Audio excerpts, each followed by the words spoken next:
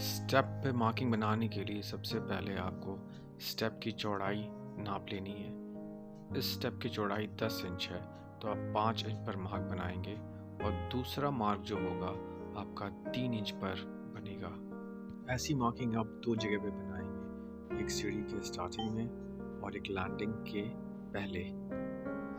बीच में जो ब्लास्टर हम लगाते हैं तो सबसे पहले हम स्टार्टिंग और एंड के ब्लास्टर्स को लगाते हैं, उसके बाद हम रीडिंग लगाते हैं उसके ऊपर में है, उसके बाद फिर बीच वाले ब्लास्टर्स को लगाते हैं। इससे मेजरमेंट करने में बीच वाले ब्लास्टर की आसानी होती है।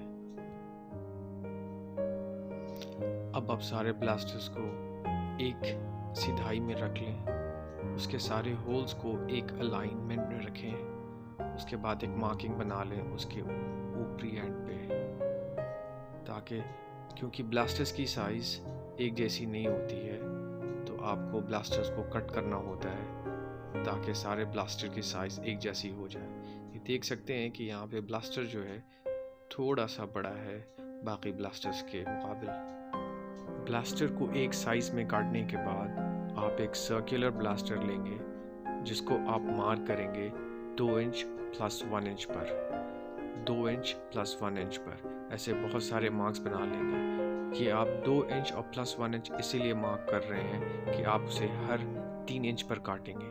2 + 1 3, हर ये 2 इंच और उसके बाद देख सकते हैं 3 इंच पर आप कटिंग करेंगे तो वो जो 2 इंच से प्लस 1 है वो 1 इंच का जो डिफरेंस है वो स्क्वायर ब्लास्टर के अंदर में डाला जाएगा और बाकी 2 इंच जो बचता है वो स्टेप्स के अंदर में जो होल्स किए जाएंगे उसके अंदर में डाला जाएगा। इसी तरह से जो स्क्वायर ब्लास्टर है उसके आप टॉप एंड को जहाँ पर निशान लगाया आपने वहाँ से आप 45 डिग्री के एंगल पे उसको कट करेंगे। उसी तरह से सारे ब्लास्टर्स को आप 45 डिग्री के एंगल पे कट करेंगे।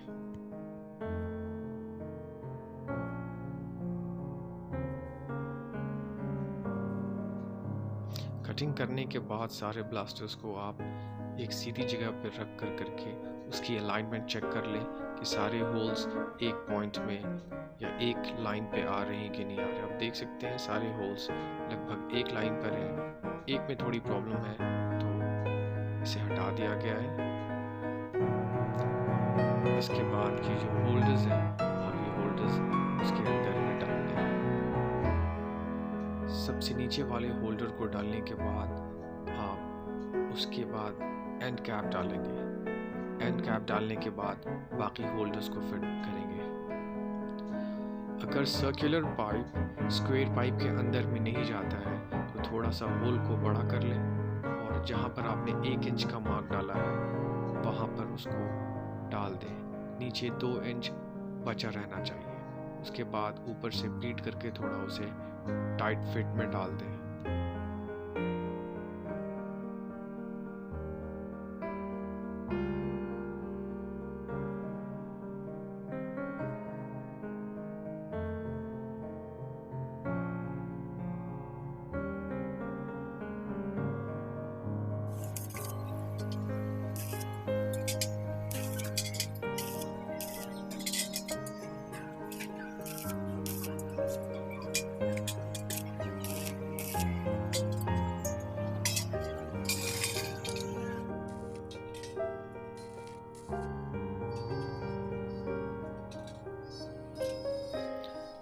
अगर टॉप पार्ट सीधा नहीं है तो थोड़ा सा उसे इस तरह से ज़मीन में मार करके आप उसकी सीधाई चेक कर लें।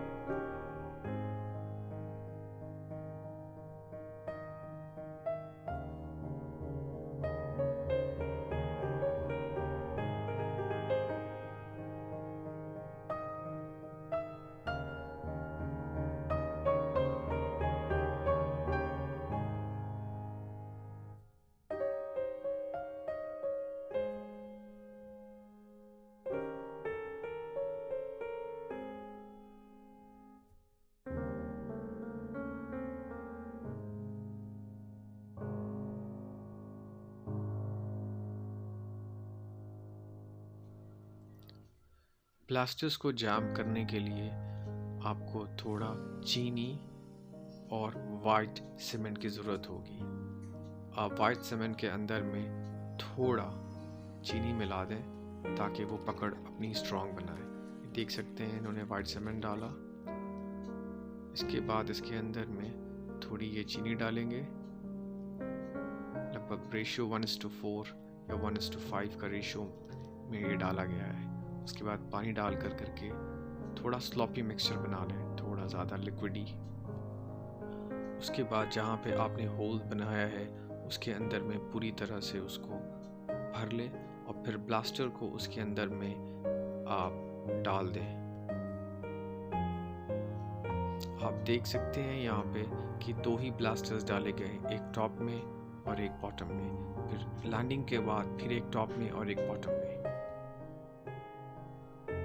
ये लकड़ी के शीम का इस्तेमाल किया गया है।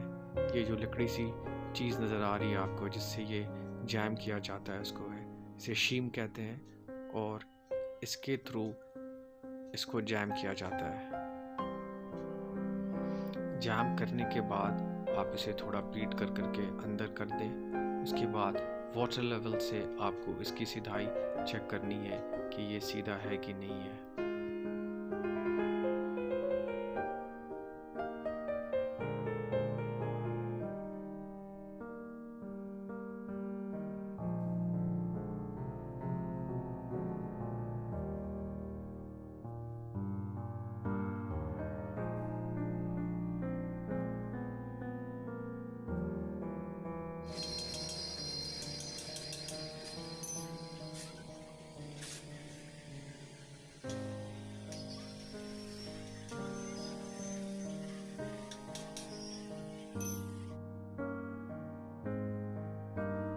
देख सकते हैं कि ब्लास्टर 3 इंच एक साइड से है और दूसरे साइड से 5 इंच पर लगा है जहाँ पे मार्किंग बनाई गई थी।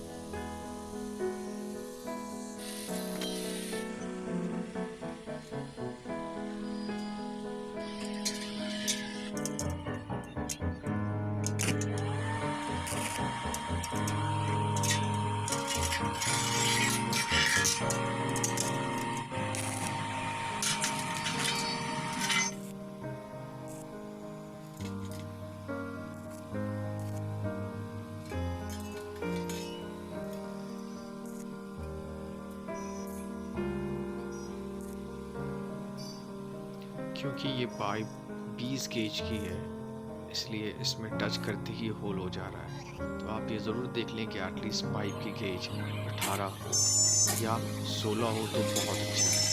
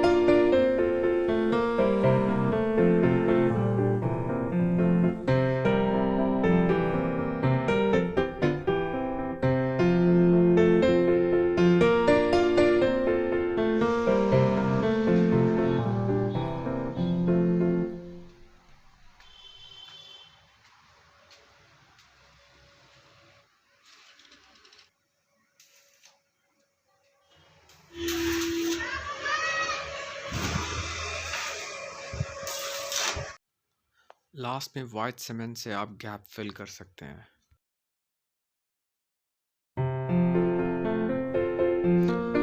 बफिंग के लिए मैंने सेपरेट वीडियो बनाई है, आप डिस्क्रिप्शन में जा कर के उसको चेक कर सकते हैं।